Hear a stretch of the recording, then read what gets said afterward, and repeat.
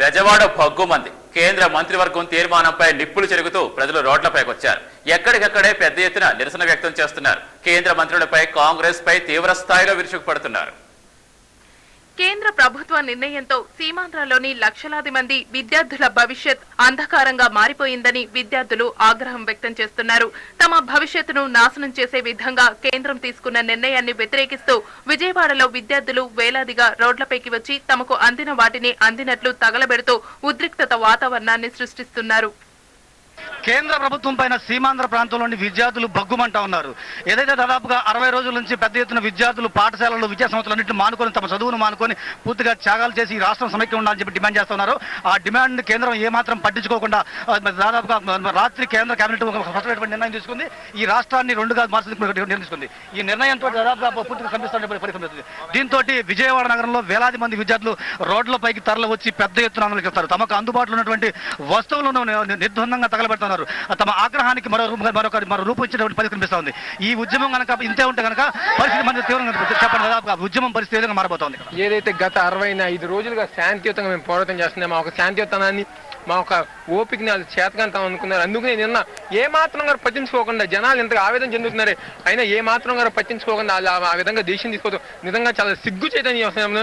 రాజకీయ నాయకులు తలలు ఎక్కడన్నా పెట్టుకోవాల్సిందిగా మేము కోరుకుంటున్నాం. ఎందుకంటే 60 రోజులుగా వాళ్ళు సమ్మె చేస్తుంది, ఉద్యోగాలు లేక నిన్న ఒక ఉద్యోగం వచ్చి మాకు ఏరుస్తున్నారు. మాతో మేము 60 రోజులు చేస్తున్నాం, మాకు జీతాలు లేవు, మా పిల్లలు ఇంత పిల్లలు బాధపడుతుందండి. వాళ్ళు ఈ విధంగా దేశం తీసిందండి. ఎంత సిగ్గుమాలి చెరిగి మేము ఇప్పటికైనా సిగ్గు తెచ్చుకోమని నేను చెబుతున్నాం.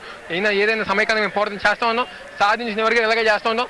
లేకపోతే మాత్రం ఇప్పుడు ఏదైతే ఈ యొక్క అగ్ని జ్వాలలు ఉన్నాయో మనుషుల రూపంలో కూడా వస్తాయని చెప్పి అందరం చెబుతున్నాం. పార్లమెంట్ సభ్యులు ఎవరు కూడా మనకు రాజీనామాలు చేస్తామని చెప్పి చేయించుకోవట్లేదు. అదేవిధంగా కేంద్ర మంత్రులు ఇప్పటివరకు కూడా రాజీనామాలు చేయలేదు. పరిస్థితి కూడా వాళ్ళకి సమాధానం ఏం చెప్పాలి ప్రజలకు? వాళ్ళు నిజంగా వాళ్ళు ఇప్పుడు ఏదైతే మొదదాకా మేము ఉన్నాం, మేము చూసుకుందాం చెప్పిన ఉన్నారో వాళ్ళు ఈ విధంగా చేస్తానికి బాధగా ఇప్పటికన్నా కళ్ళు తెరిచి రాజీనామా చేస్తే ఒత్తిడి పెరుగుతుంది.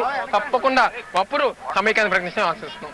ఇప్పటికైనా సరే మీ నాయకులు నమ్మే పరిస్థితి మనకు కనిపిస్తుంది. ఎందుకంటే వీరంతా కూడా మనల్ని మోసం చేసిన స్పష్టంగా అర్థమవుతుంది. ఎందుకంటే దాదాపుగా ఇప్పటి వరకు మేము ఆపుతాం, ఖచ్చితంగా నోటు ఆపుతాం అని మీరు అన్ని ఆపుతామని చెప్పారు. కనీసం కేబినెట్ వస్తున్న విషయం కూడా మనకు తెలియజేయలేదు. కనీసం యాంటోనీ కమిటీ తర్వాత క్యాబినెట్ విషయం చెప్పడం జరిగింది. అయినా ఏదైనా సిగ్గుచాతిగా దొంగచాతిగా ఒక నిర్ణయాలు ఇస్తున్నారు. ప్రజలు నమ్మక ద్రోహం చేశారు. తప్పకుండా ప్రజలు తిప్పొచ్చే రోజు వస్తుంది. విద్యార్థి ఉద్యమాలకు ఏ విధంగా ఉండబోతుంది ముందు ఏదైతే మనం శాంతిగా చేసి ఇప్పుడు శాంతి ద్వారా మేము అందరూ వీడిపోయాం. తప్పకుండా హింస మార్గంలోకి వెళ్ళి మా సమైక్యాన్ని మేము సాధించుకుంటాం. విద్యార్థి నాయకులు అయితే స్పష్టంగా చెప్తా ఉన్నారు, వీరు ఖచ్చితంగా ఈ రాష్ట్రాన్ని సమైక్యంగా ఉంచేందుకు ఎటువంటి పరిస్థితుల్లో కూడా పూర్తిగా తమ ఆందోళన కొనసాగుతాయి. ఇప్పటి వరకు ఏదైతే ప్రజాస్వామ్యంగా పద్ధతిగా తమ ఆందోళన చేస్తున్నామో ఇక ఆందోళన మరొక యూటర్న్ తీసుకునేటువంటి పరిస్థితి కనిపిస్తుందని చెప్పి హెచ్చరిస్తున్నారు. పరిస్థితి కొంతమంది నాయకులు విద్యార్థి నాయకులు ఉన్నారు. వర్తమానం చెప్పండి, మీద ఉద్యమం ఉధృతమయ్యే పరిస్థితి కనిపిస్తా ఉందా? ఖచ్చితంగా అండి. ఆకలితో అలమటిస్తూ చదువులు లేక విద్యార్థులు, పనులు లేక ఉద్యోగస్తులు, కూలీలు, ముఠా వర్కర్స్తో సహా ఉద్యమాలు చేస్తూ ఉంటే ప్రజాప్రతినిధులు యావత్తు పార్టీలకు అతీతంగా ప్రభుత్వంచే వచ్చే రాయితీలు పొందుతూ విమాన సౌకర్యాలు, బస్సు సౌకర్యాలు, ట్రైన్ సౌకర్యాలు, పిఏలు, ఫోన్లు, వాళ్ళ బిల్లులు, జీతాలు తీసుకుంటూ విలాసవంతమైన జీవితాలను హైదరాబాద్లో, ఢిల్లీలో గడపడం సిగ్గుచేటని విషయం. ఇటువంటి నాయకులు ఎవరో కూడా ఈ 13 జిల్లాల్లో ఈ రోజు నుంచి కూడా అడుగుపెట్టే పరిస్థితి ఉండదని, ఎట్టి పరిస్థితుల్లో వాళ్ళని క్షమించేది లేదని, వాళ్ళు కేవలం పదవీ త్యాగాలకే కాదు అమరజీవి పొట్టి శ్రీరాముల ప్రాణ త్యాగాలకు కూడా సిద్ధపడి ఈ సమైక్యతను కాపాడాల్సిన అవసరం ఉంది. అట్లు కాని పక్షంలో దీనికి వ్యతిరేకంగా వెళ్ళిన పార్టీలు కానీ, విభజనకు పూనుకున్న పార్టీ కానీ, అంగీకరించిన పార్టీ కానీ ఏ పార్టీని కూడా ఈ ప్రాంతాల్లో అడుగు పెట్టనిచ్చే ప్రసక్తే లేదు. ఉద్యమ పంద ఈ రోజు నుంచి మారబోతా ఉంది. ఇది ప్రజల ఆగ్రహవేశాలు ఎటువంటియో, శాంతి నశిస్తే ఏ రకమైన రూపం తీసుకుంటుందో ఉద్యమం ఈ రోజు నుంచి కేంద్ర ప్రభుత్వం కానీ, రాష్ట్ర ప్రభుత్వం కానీ, రాజకీయ పక్షాలు కానీ ఈ విజయవాడ నగరం కానీ చుట్టుపక్కల 13 జిల్లాల నుంచి కూడా చవి చూడబోతున్నారు.